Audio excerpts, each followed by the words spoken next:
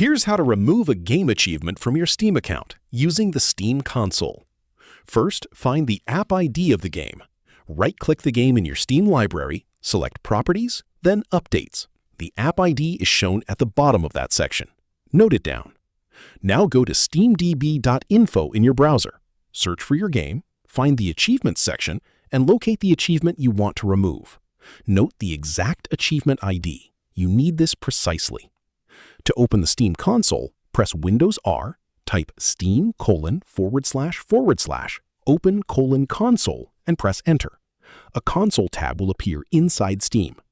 Type the following command exactly: achievement_clear, followed by your app ID, then the achievement ID.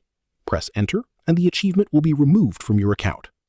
If the removal does not stick after you restart Steam, try uninstalling the game first, then deleting the Roblox folder under %appdata, restarting your PC, and running the command again before reinstalling.